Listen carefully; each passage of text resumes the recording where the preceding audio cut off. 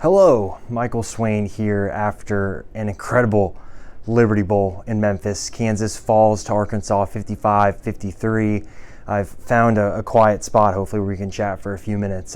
Just an incredible game, and I think it probably encapsulates everything that we've seen from Kansas this season. Jalon Daniels is the talking point, and we'll start there. Over 500 yards passing, a career high number for him, but also a Liberty Bowl record. And considering the fact that this is one of the oldest bowl games in the history of college football, that's really impressive. And Daniels, I think, showed resiliency, just like the rest of the team did, in bouncing back from what was a slow start. You look at him starting the game, right? Has a pretty good drive to start, and then I think what happened is when he muffed that snap, I think it may have forced him to start pressing a little bit and thinking he has to make plays. And you saw him throw 2 interceptions in the span of 14 passes. He had thrown 2 interceptions in 175 passes all season. I think it just shows that he was maybe out of character for a little bit, but he bounced back in the second half. Incredible. Just led from the front. Kansas was not able to run the ball at all, and they needed Jalon Daniels to step up, and he did just that. I think you could say the same about the defense. Really struggled early on. Wasn't crisp. I thought the front 4 got pushed around a little bit by that Arkansas offensive line. Things changed in the second half. I think KU's front 4 and front 7 overall were able to play a ton better, and as a result, Kansas was able to string together consecutive stops to get back in this game. And I think you look at this game as a whole, it is everything you saw from Kansas. We talked about Jalon Daniels, the resiliency of the team to not quit. You're down 3 scores at halftime. A lot of teams would have packed it up and said, we'll be back home tomorrow. It'll be the off season. It'll be a new season next year. That's just not a part of the culture right now with this program, and I think that was equally impressive. The fact that against an SEC team that, yes, they are playing backups, and they're playing some second-string players and players who haven't played a lot.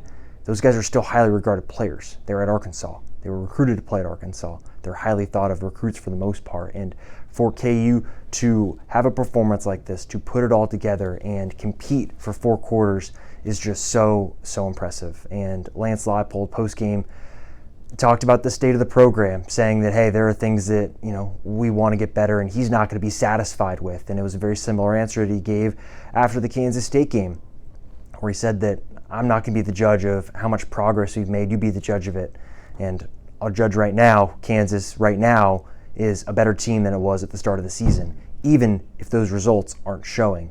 I think you're seeing the toughness this team can play with, and I think that over the course of this really tough stretch, going up against more physical teams like Texas, Baylor, Oklahoma, teams that have these big players and the guys that are 2 inches taller and 20 pounds heavier, and yet KU's still finding a way to compete in these games and make them close games. And I think that right there shows you how good of a coaching staff KU has in place and just how strong the culture is, that even when, folks like myself or fans or just general national media count Kansas out, the team continues to fight. And I think that's incredibly impressive. So what's next?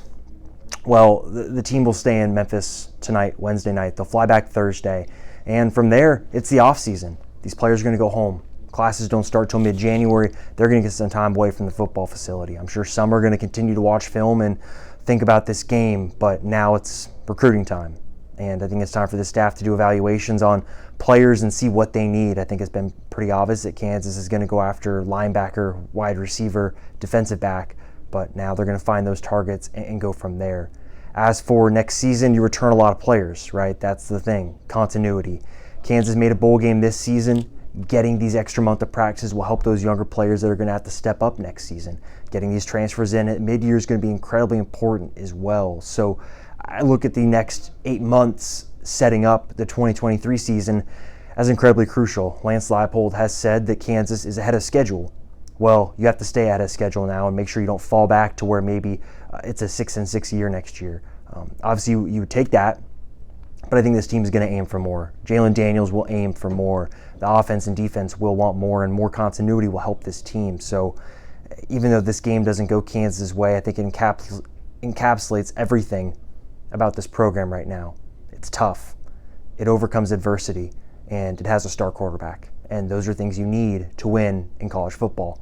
And now it's a question of, hey, can you take a step forward this offseason and maybe some of these games that, KU had some mistakes and you think that if they don't have those mistakes, they'd win the game. maybe those are some of the games that Kansas is able to win next year. We'll see the schedule at some point. I'm excited to see it, see what new Big 12 teams are on it. Are Texas and Oklahoma on it?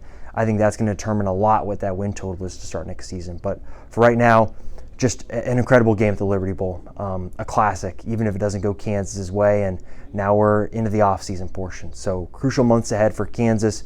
Of course, we've got you covered at phog.net. If you're liking these YouTube videos, make sure you give it a like.